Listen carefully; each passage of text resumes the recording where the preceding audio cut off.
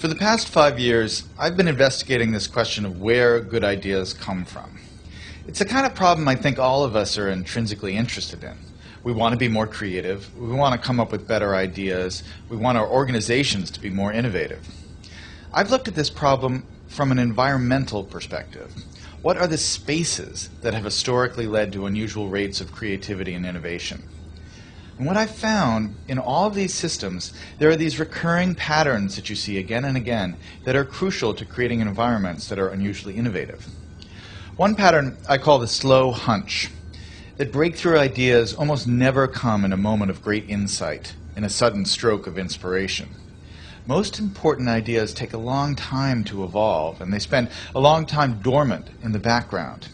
It isn't until the idea has had 2 or 3 years, sometimes 10 or 20 years to mature, that it suddenly becomes accessible to you and useful to you in a certain way. And this is partially because good ideas normally come from the collision between smaller hunches, so that they form something bigger than themselves.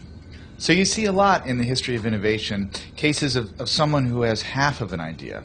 There's a great story about the invention of the World Wide Web in Tim Berners-Lee. This is a project that Berners-Lee worked on for 10 years.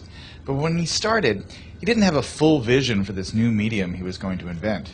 He started working on one project as a side project to help him organize his own data. He scrapped that after a couple of years, and he started working on another thing. And only after about 10 years did the full vision of the World Wide Web come into being. That is, more often than not, how ideas happen. They need time to incubate, and they spend a lot of time in this partial hunch form. The other thing that's important when you think about ideas this way is that when ideas take form in this hunch state, they need to collide with other hunches. Oftentimes, the thing that turns a hunch into a real breakthrough is another hunch that's lurking in somebody else's mind. And you have to figure out a way to create systems that allow those hunches to come together and turn into something bigger than the sum of their parts.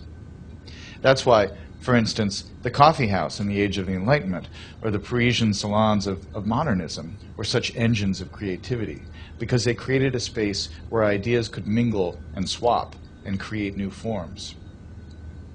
When you look at the problem of innovation from this perspective, it sheds a lot of important light on the debate we've been having recently about what the internet is doing to our brains.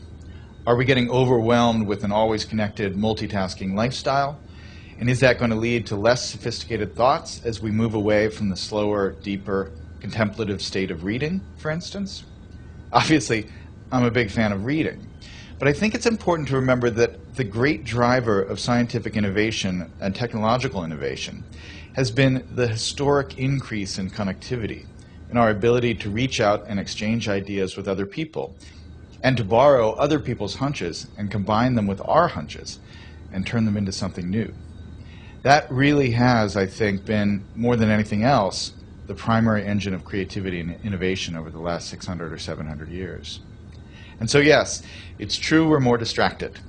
But what has happened that is really miraculous and marvelous over the last 15 years is that we have so many new ways to connect and so many new ways to reach out and find other people who have that missing piece that will complete the idea we're working on, or to stumble serendipitously across some amazing new piece of information that we can use to build and improve our own ideas.